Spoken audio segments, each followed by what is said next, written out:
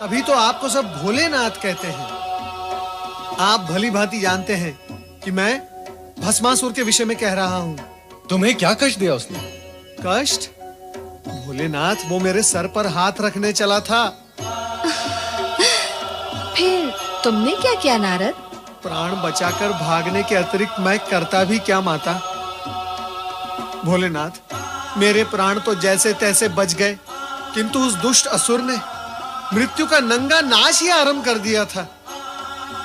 भोलेनाथ, वो दुष्ट असुर निर्दोष प्राणियों को भस्म की ढेरी बनाता जा रहा है। भोलेनाथ, मेरी समझ में नहीं आता भोलेनाथ, आप क्यों दे देते हैं वरदान ऐसे दुष्ट प्राणियों को जिसके वो योग्य ही नहीं होते?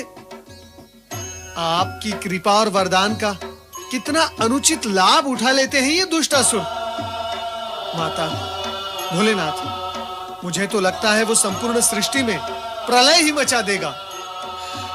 मैंने तो पहले ही कहा था कि ऐसा वरदान पाकर यह असुर उत्पात अवश्य करेगा।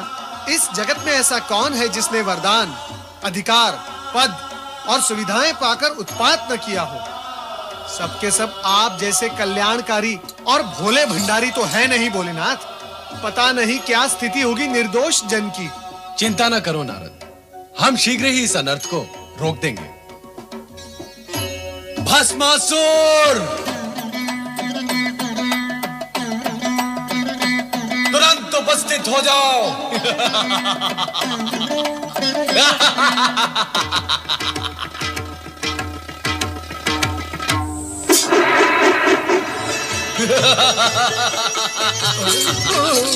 हे शिव शंकर, आपके दिए हुए वरदान का प्रयोग करके अत्यंत सुख की प्राप्ति हो रही है।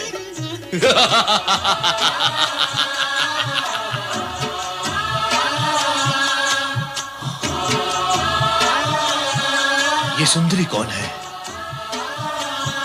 मुझे इस प्रकार क्रोध से न देखो सुंदरी। क्रोध में तो तुम और भी अधिक सुंदर दिखाई देती हो।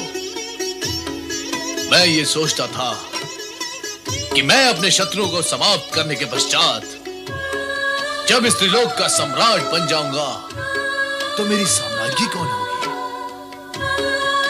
परंतु तुम्हें देखने के पश्चात प्रश्न और सोच दोनों ही समाप्त हो गए।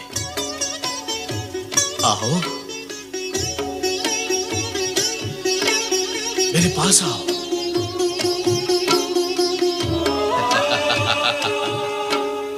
मैं इंद्र को भस्म करके तुम्हें स्वर्ग के सिंहासन पे बिठाऊंगा।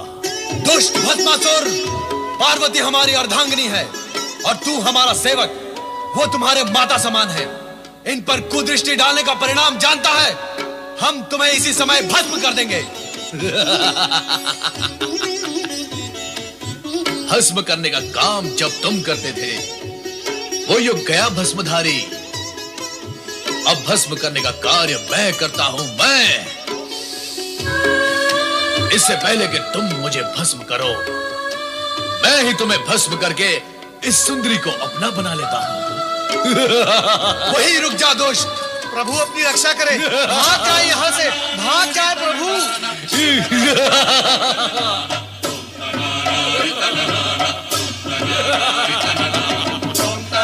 भस्मासुर,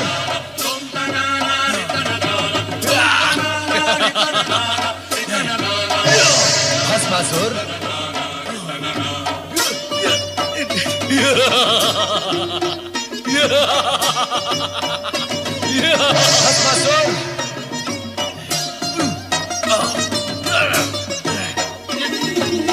भस्मासुर,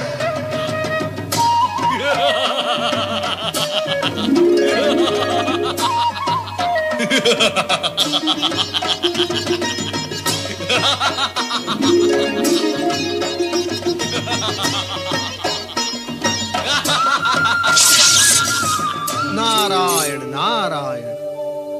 अयोग्य प्राणी को अधिक अधिकार देने का परिणाम सदा दुखदाई होता है। देवेश्वर, आप ही से वरदान पाया है और अब आप ही को भस्म करने पर तुला हुआ है ये दुष्ट प्राणी। नारायण नारायण। अब तो मुझे ही कुछ उपाय करना होगा।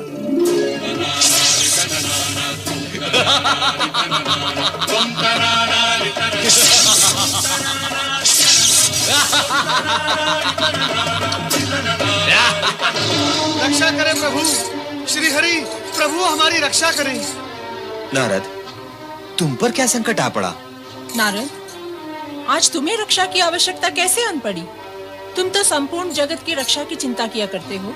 माता, चिंता तो आज भी है, किंतु जगत की नहीं, जगत पिता की। अर्थात? श्री हरि, भस्मासुर को वरदान देकर भगवान भोलेनाथ स्वयं संकट में पड़ गए हैं। वो दुष्ट भस्मासुर भगवान भोलेनाथ के सिर पर हाथ रखकर उन्हें भस्म करना चाहता है। पर नारद, ये भी तो शिवलीला ही है। शिवलीला? श्री हरि, ये कैसी शिवलीला है जिससे प्राण संकट में पड़ जाएं? नारद, शिव ऐसे ही लीला करते हैं कि जगत के सारे प्राणी इस सत्य को जान और मान लें कि अयोग्य प्राणी को अधिक अधिकार और वरदान देने से जगत को दुष्परिणाम भोगने पड़ते हैं। किंतु इस समय तो आप उन्हें दुष्परिणाम भोगने से बचाएं। स्वामी, आपने सदा ही शिव पार्वती को संकटों और बाधाओं से उबारा है। आप शीघ्र ही उनकी सहायता करें। वो तो करनी ही होगी।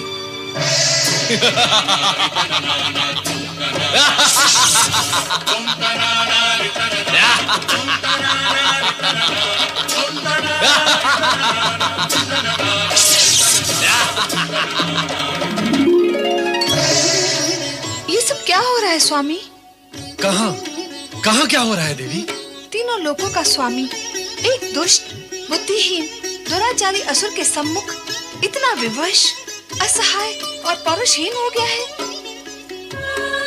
समय की बलिहारी है देवी, समय की बलिहारी है। हाँ स्वामी, देख रही हूँ समय से हारे हुए बल को, किंतु अब आपकी ये दशा मुझसे देखी नहीं जाती। तो देवी, हमें क्या अपनी ये स्थिति प्रिय लगती है? हम इस अप्रिय स्थिति से स्वयं ऊब चुके हैं। तो फिर विराम क्यों नहीं लगा देते इस स्थिति पर? नहीं, हम अभी ऐसा नहीं कर सकते। ना सही, मैं तो कर सकती हूँ। आप मुझे आज्ञा दें, मैं शक्ति रूप धारण कर उस दुष्ट भस्मासुर को एक क्षण में ही समाप्त कर दूंगी। तुम यदि ऐसा कर दोगी तो हमारे वरदान का क्या होगा जो हमने भस्मासुर को दिया है कि उसे कोई भी नहीं मार सकेगा? यदि तुम्हारे हाथों उसका वध हो जाता है तो हमारी वरदान की महिमा भी समाप्त हो जाएगी। ऐसा हो गया तो जगत के प्राणी भविष्य में हम पर और हमारे वरदान की शक्ति और महिमा पर विश्वास ही नहीं करेंगे।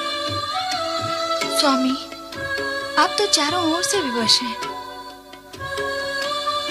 तुम चिंता न करो देवी, हमारी विवशता का शीघ्र ही अंत होगा। कोई ना कोई उपाय अवश्य निकल आएगा। अब तुम शीघ्र ही समाधि स्थल चली जाओ, वहां पर तुम सुरक्षित रहोगे।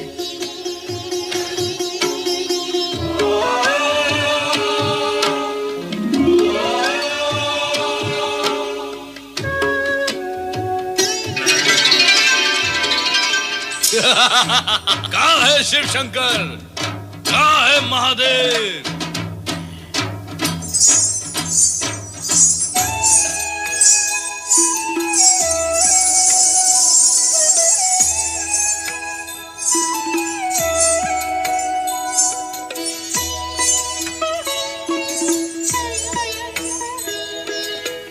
इधर देखो वरदायिनी भस्मासुर।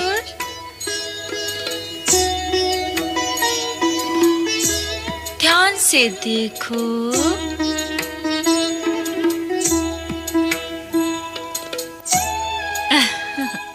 अंतर्दृष्टि से देखोगे तो मैं तुम्हें पार्वती से अधिक सुंदर दिखाई दूंगी।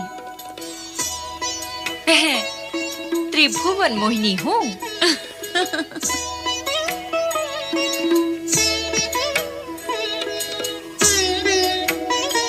रूप और सुंदरता में मेरी बराबरी करने वाली अन्य कोई सुंदरी इस जगत में नहीं है। मुझे अपनी महारानी बनाकर जगत का सर्वोत्तम सुख भोगो भस्मासुर। मुझसे विवाह करके भस्म करने के इस झंझट से सदा के लिए मुक्त हो जाओ। तुम तो अनुपम सुंदरी हो। मैं तुमसे अवश्य विवाह करूंगा, इसी समय विवाह करूंगा। मैं भी यही चाहती हूँ। और तुम भी यही चाहते हो, फिर विवाह में विलंब क्यों? विलंब तो तुम कर रही हो सुंदरी। मैं तो तुम्हें पाने के लिए आतुर हूं। चलो विवाह करें। तनिक रुको भस्मासुर। हमारी कुलरीति ये है कि विवाह से पूर्व अपने कुल देवता के सम्मुख नृत्य गान करके उन्हें प्रसन्न करना पड़ता है, नहीं तो कुल देवता रुष्ट हो जाते हैं और विवाहित जीवन संकट में पड़ जाता है। नहीं नहीं, हमें संकट में नहीं पड़ना है। हम असुर तो दूसरों को संकट में डालते हैं। बताओ कौन है तुम्हारे कुल देवता और नृत्य कहाँ करना है सुंदरी? आओ।